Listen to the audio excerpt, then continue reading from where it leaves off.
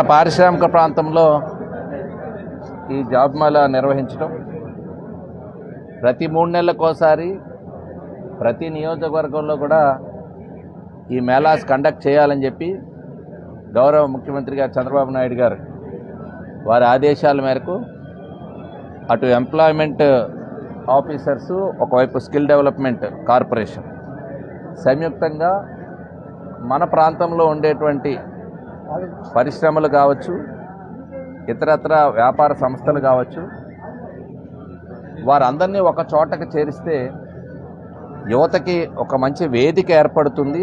ఆ వేదిక ద్వారా వారు వారి వారి హోదాలకు తగ్గట్టుగా, వారి ఎక్స్పెక్టేషన్స్ తగ్గట్టుగా వాళ్ళకొక ప్లాట్ఫామ్ కనుక క్రియేట్ చేయగలిగితే వాళ్ళందరికీ కూడా ఉపాధి అవకాశాలు కలుగుతాయి. అలాంటి వేదికలు ఏర్పాటు చేయాల్సింది అని కోరితే మన నియోజకవర్గంలో ఇప్పటికే 2 మేళాస్ కండక్ట్ చేయడం జరిగింది. గోపాలపట్నం, అదేవిధంగా ఐటీఐ జంక్షన్లో 2 ప్రాంతాల్లో కూడా అనూహ్యమైనటువంటి స్పందన, వందలాది మందికి ఉపాధి అవకాశం కూడా దక్కింది.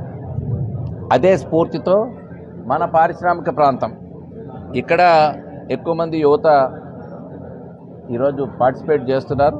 సుమారు 25 కంపెనీస్ ఇక్కడికి వారికి కన్సెంట్ ఇవ్వడం జరిగింది. వారి రిక్వైర్మెంట్స్ కూడా అనౌన్స్ చేయడం జరిగింది.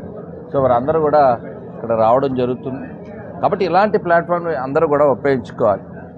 చాలామంది ఈరోజు ఆంధ్ర రాష్ట్రం వైపు పెట్టుబడిదారులను తీసుకురావాలనే ఉద్దేశంతో ముఖ్యమంత్రి గారు చేస్తున్నటువంటి కృషి, మీరు ఇటీవల కాలంలో విశాఖపట్నం కేంద్రంగా జరిగినటువంటి సదస్సు కూడా లక్షలాది మందికి ఉపాధి కలిగేటువంటి మరి కోట్లాది రూపాయల పెట్టుబడుల్ని మనం ఎంఓఎల్ ద్వారా చేసుకోవడం అనేటువంటిది కూడా ఒకసారి గుర్తు చేస్తున్నా.